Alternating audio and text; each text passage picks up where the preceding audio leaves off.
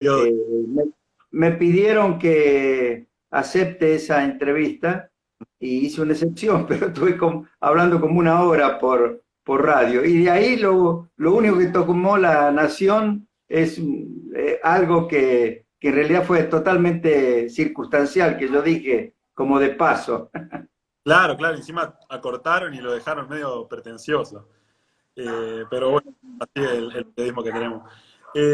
Domingo, quería empezar soy muy lector de su blog, quería empezar con una nota que decía, la gente quiere volver a trabajar.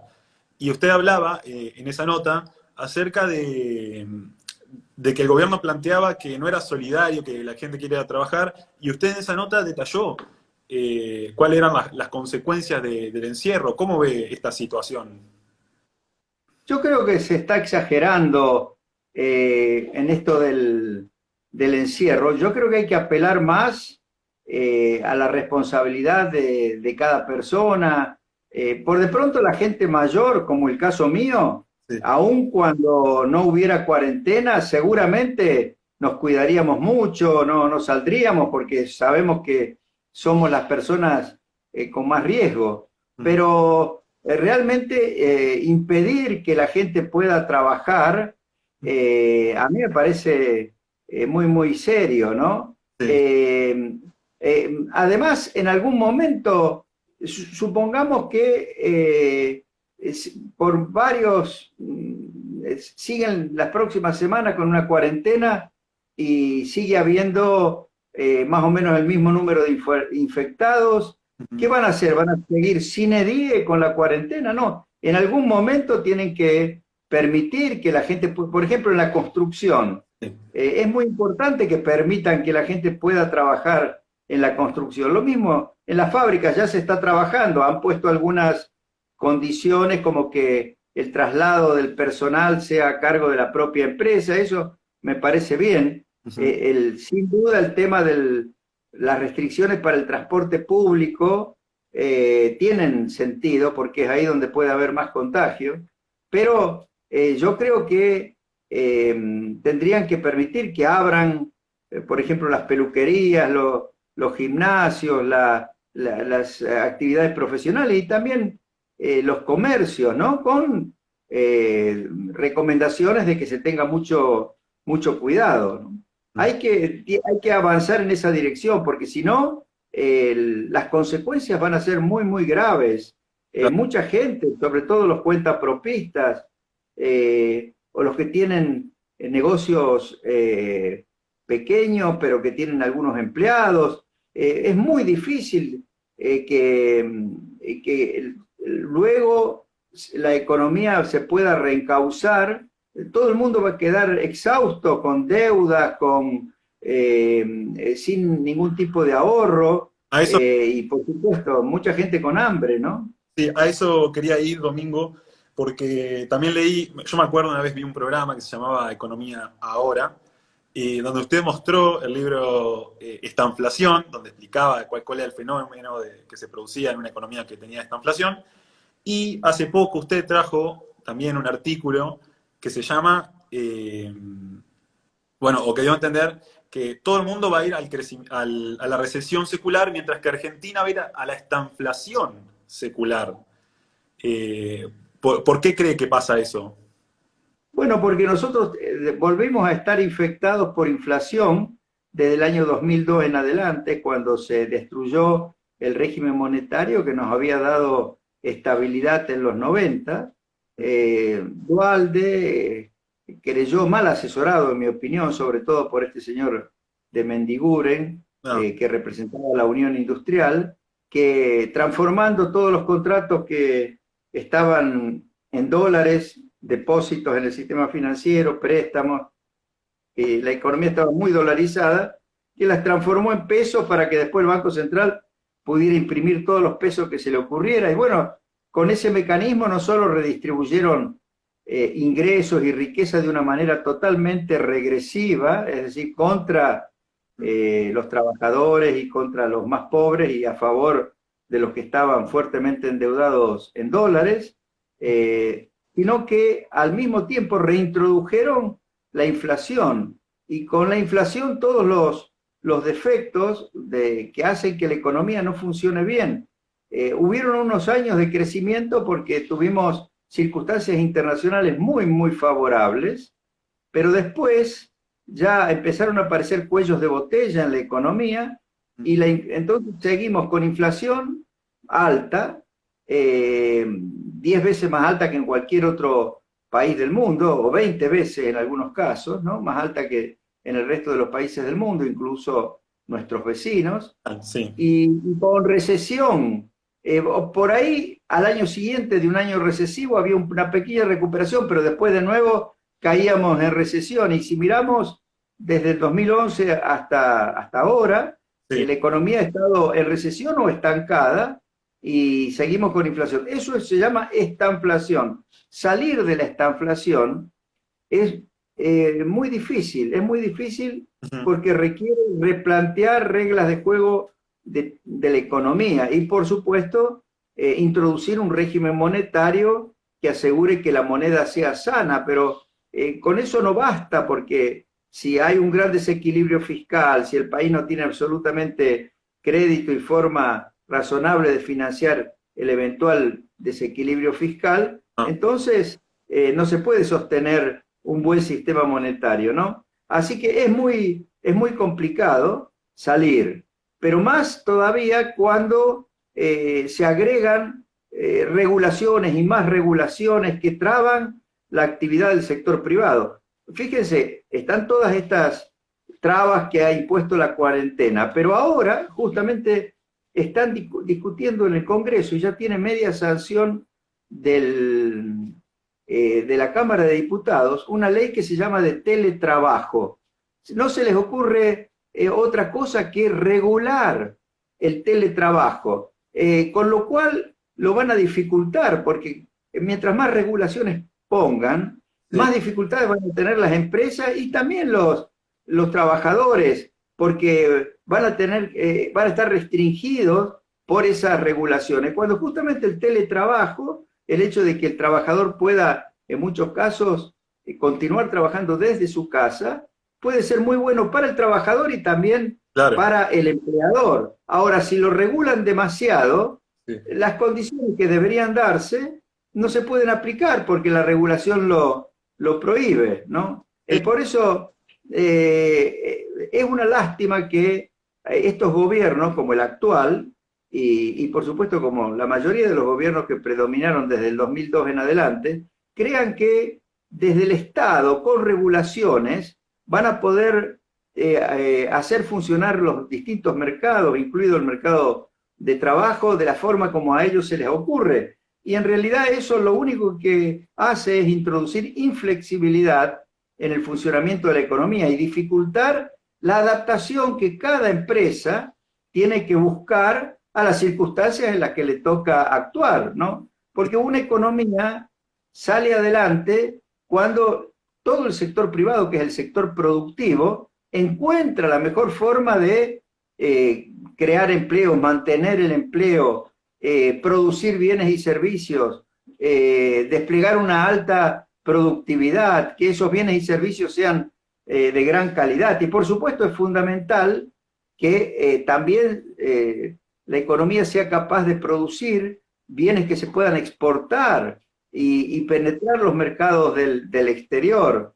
Y no trabar las importaciones, porque las importaciones son indispensables para que pueda a los funcionar bien el sistema productivo, ¿no? claro. Todas esas cosas son las que hay que tener presente para poder salir de una estanflación. Lamentablemente hasta ahora este gobierno no las tiene presente, al contrario, se está moviendo en la dirección incorrecta. Por supuesto, agravado por las circunstancias de la pandemia que lo ha obligado a poner la cuarentena, ¿no? La herencia que traía de atrás. Así es, Claro. así es. Bueno, otras leyes que han salido fueron las leyes para influencers, o sea, gente de 6.000 seguidores para arriba tiene que empezar a facturar lo que publicite en su cuenta. Y otro que va a salir es el impuesto a la riqueza, por lo menos en Entre Ríos. Lo que va a pasar es que gente que gane más de 60.000 pesos tiene que pagar impuestos entre el 10 y 22% de su ingreso. Eso sería lo que usted está diciendo. Y sí, sí, todo ese tipo de cosas Claro, llevan a cada vez, digamos, te salían. El otro día Luciano Laspina, que es diputado, un hombre joven pero muy capaz, es santafesino, es vecino de tu provincia, sí, resumió bien. Yo había hablado de que lo primero que había que hacer era eliminar el sesgo anti-exportador, lo sí. había explicado en una conferencia que di ahí en la Fundación Mediterránea y por supuesto lo habrás leído muchas veces en mis posts, que yo insisto mucho en ese aspecto. Pero él agregó, hay un sesgo anti-inversión y antiempleo, que está representado por regulaciones absurdas y también por impuestos que encarecen los bienes de capital, que encarecen el costo de la mano de obra sin que llegue al bolsillo del trabajador lo que le cuesta al empleador a través de todos los impuestos sobre la nómina salarial. En fin, y Mm. por supuesto, todas las distorsiones que hay sobre las exportaciones, ¿no? Que desalientan las exportaciones. Todo eso Sí, pone limitaciones muy severas al funcionamiento de la economía. claro, claro. Bueno, amigo, y hablando de esto, pero desde otro aspecto, quería preguntarle qué circunstancia es esta para aplicar una reforma laboral y qué punto específico habría que tocar y el caso LATAM, ¿no? Que hizo mucho ruido. Bueno, lo principal de una buena organización laboral, como lo señaló muchas veces Armando Caro Figueroa, que en mi opinión fue el mejor ministro de Trabajo que tuvimos en todo el periodo de la democracia y que trabajó muy bien, ¿no? Entre el año 93 al 98, cuando él estuvo en el gabinete de Menem. Mm. Lo principal es avanzar hacia la negociación colectiva, pero a nivel de cada empresa y con los trabajadores de cada empresa, representado por las personas que ellos elijan como representantes. Pero no tiene sentido la negociación a nivel de todo un sector.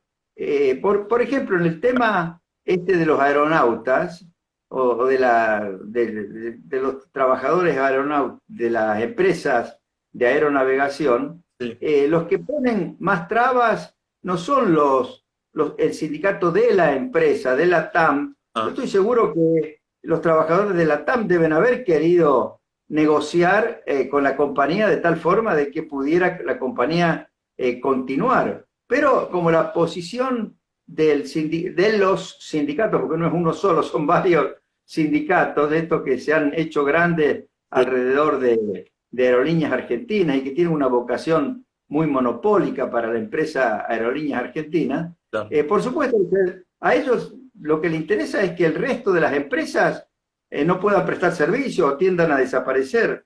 Esa fue siempre la postura de esos sindicatos para ellos tener un gran poder y poder sacar cada vez mayores ventajas, aunque eso pueda significar, como significa, enormes pérdidas para aerolíneas argentinas, ¿no? Entonces, en materia, ahora, por supuesto que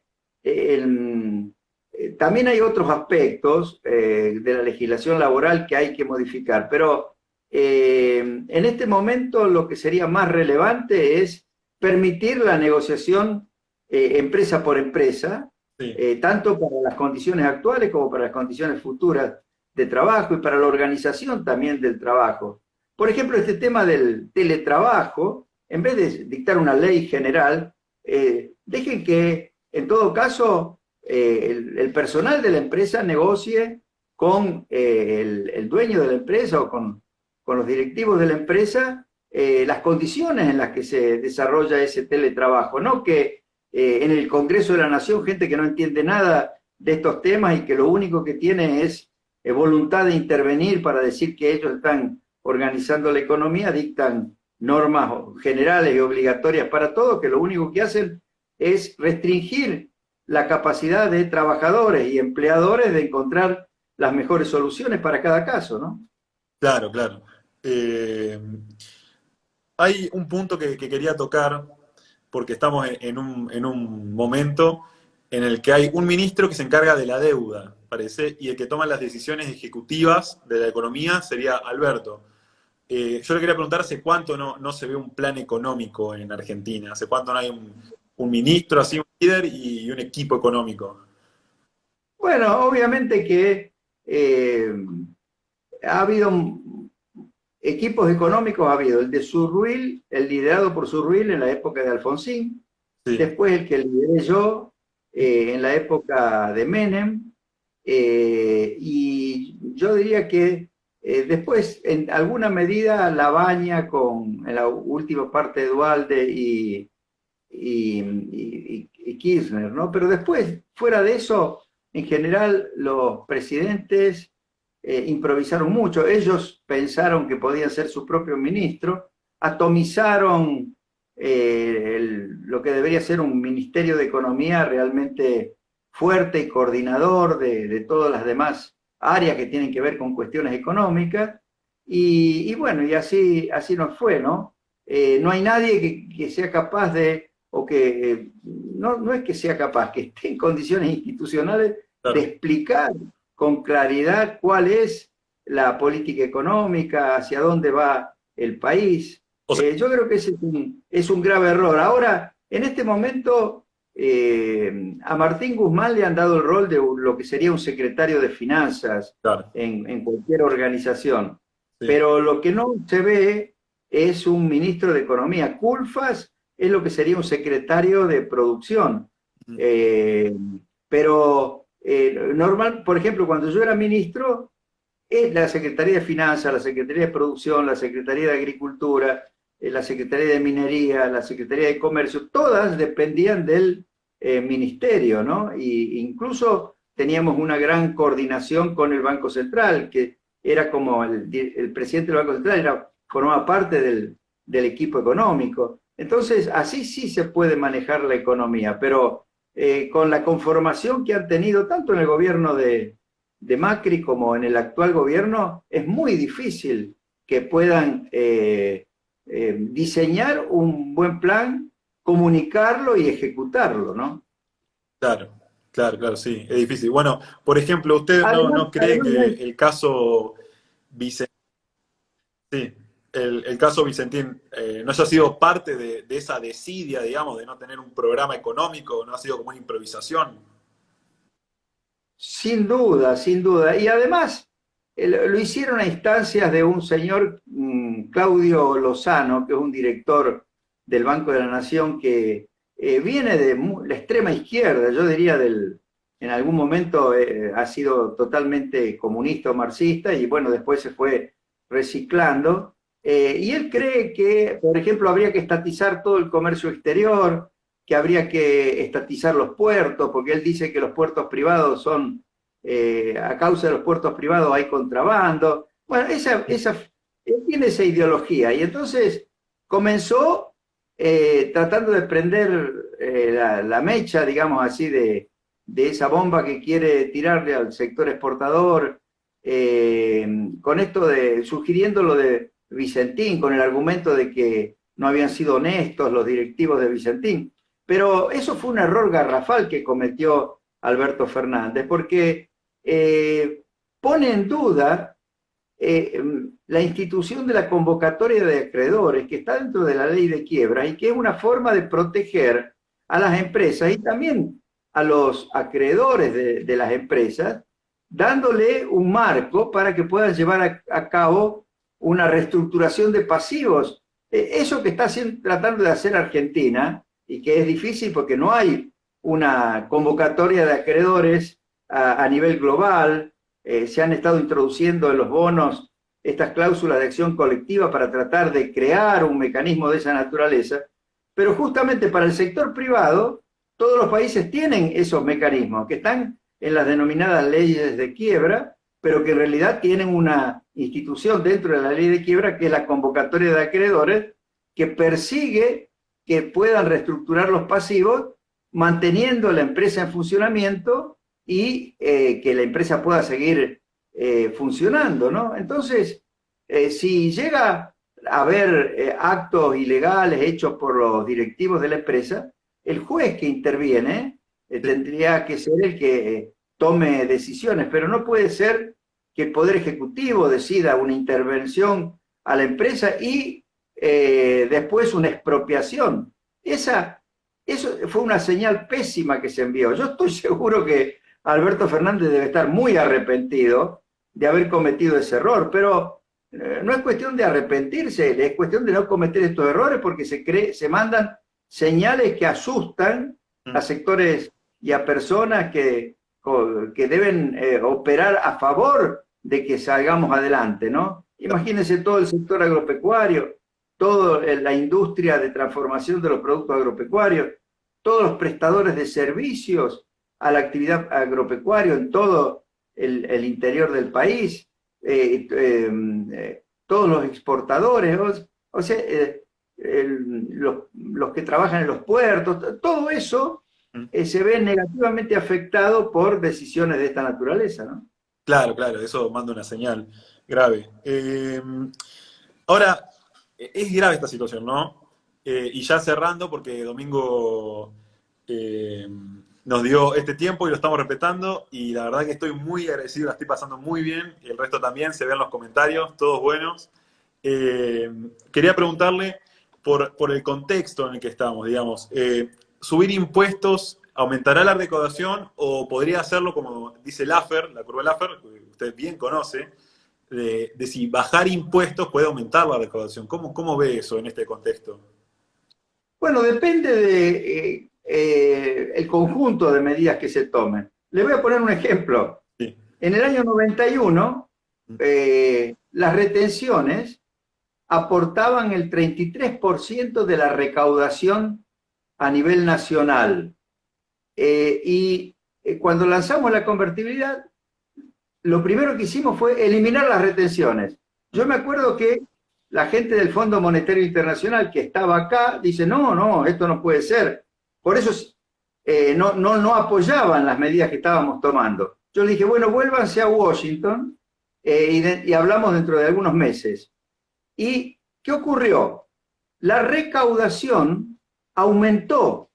¿Por qué? Porque venía la recaudación del IVA y de ganancias de los meses anteriores, que habían tenido alta inflación, y se iban a cobrar en los meses siguientes. Y al frenarse de inmediato la inflación, como se frenó a partir del 1 de abril, a pesar de que ya no recaudábamos el impuesto a las retenciones, toda esa recaudación que venía a precios o impulsada por la inflación de los meses anteriores, reemplazó a lo que se hubiera recaudado con las retenciones. Y tal es así que en el primer trimestre de la convertibilidad, que fue abril, mayo, junio del año 91, tuvimos equilibrio presupuestario. Vinieron los del fondo y no entendían, decían, ¿cómo? Esto, hablaban en inglés y decían, is an outlier, es decir, es un dato que miente, que no refleja la realidad. Les dije, vuelvan dentro de un trimestre. Ajá. Y volvieron en el mes de octubre, ya habíamos pasado 2 trimestres, y bueno, y era así, estaba cada vez mejor la situación, incluso habíamos empezado a ganar elecciones porque había habido una elección en San Juan y que había sido ganado. Entonces, y la inflación ya prácticamente había desaparecido, y bueno, a partir de ahí se impresionaron tanto que de inmediato nos dieron un stand-by importante, y a los 2 meses lo transformaron en eso que se llama un crédito de facilidades extendidas, que es lo que nos permitió ingresar al plan Brady, con lo cual pudimos reestructurar la deuda que había estado en default desde el año 87. En fin, el tema de todo depende de cómo se encare la solución del problema. Y se pueden bajar impuestos, se deben bajar los impuestos. Por ejemplo, yo sostengo que ahora, como lo hicimos en el 91, lo primero que hay que hacer es eliminar todos los impuestos que gravan a las exportaciones y los que gravan a los insumos que entran en los procesos productivos, tanto para la exportación como para el mercado interno, porque esos impuestos encarecen los costos de producción, desalientan la inversión y el aumento de la productividad. ¿no? Ahora, por supuesto, hay que hacer también el máximo esfuerzo por bajar los gastos, todo lo que no sea prioritario, todo lo que sea superfluo, y sobre todo evitar que las empresas del Estado sean una carga para el presupuesto.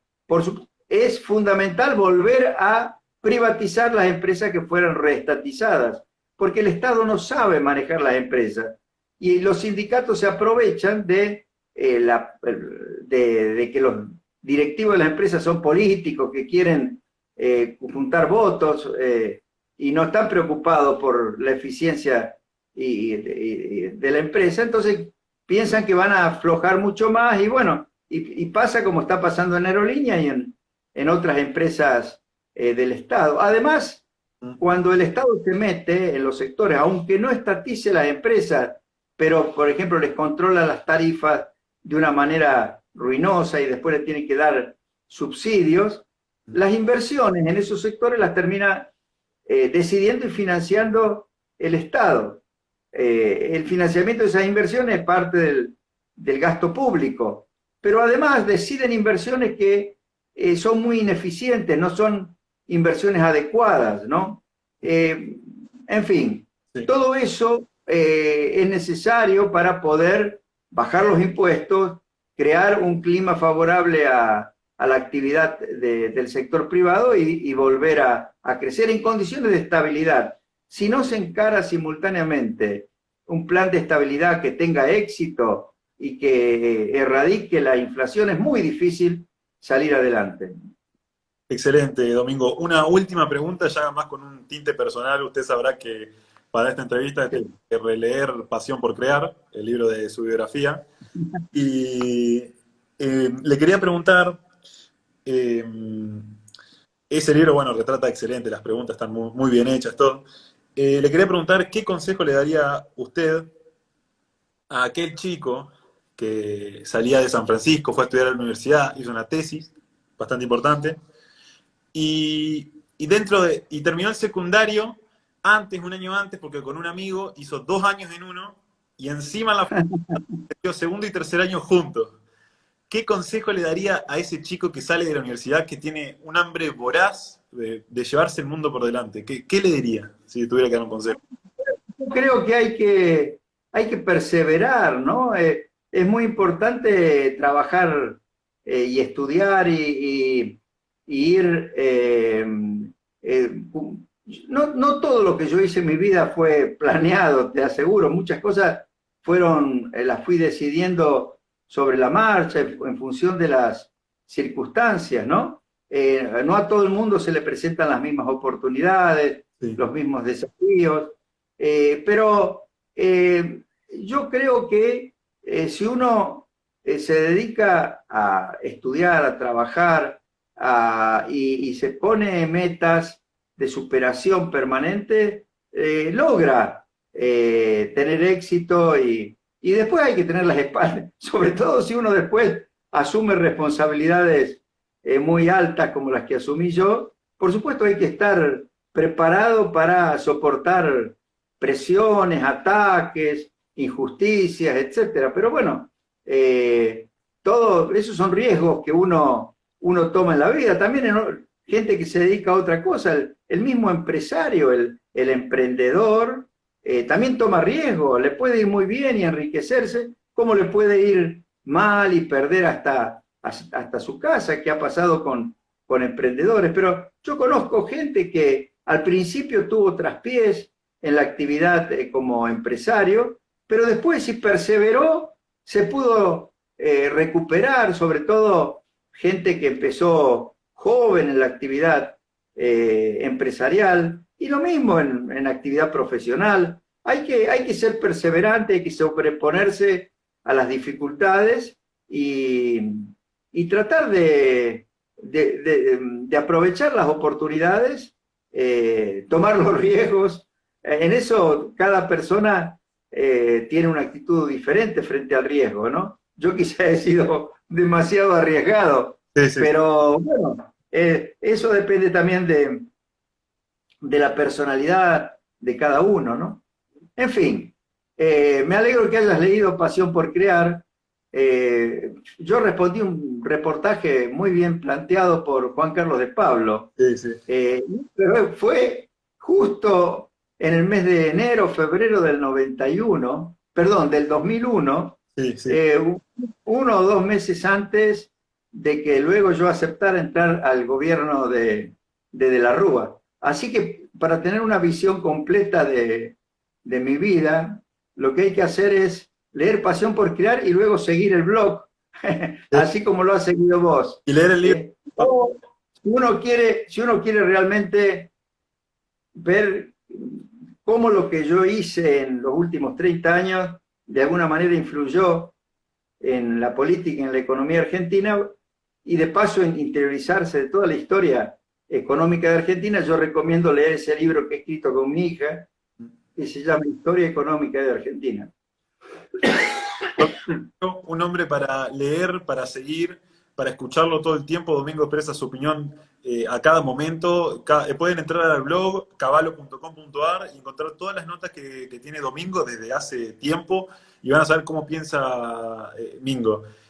Domingo, ha sido un placer, me ha alegrado mucho. La gente en los comentarios estallan, están muy contenta. Entre ellos estuvo Solange, Gustavo Lázari. Y bueno, yo la verdad estoy muy orgulloso, este es un hito para mí y un gustazo. De paso, decirle a Gustavo Lázari que Sí. espero que me llame por teléfono. Yo creo que José Luis Jiménez le debe haber dado el teléfono. Tengo ganas de hablar con él. ¿Mm? Ok, dale, yo se lo Bueno, por comunico. supuesto. Y muchas gracias a todos los que han seguido ¿cómo se llama? El Club de los Viernes. Sí, así es. Bueno, ha sido un gusto estar con ustedes. Esto ha sido un programa de los viernes, del Club de los Viernes. Nos vemos la próxima semana. Hasta luego. Muy bien, adiós.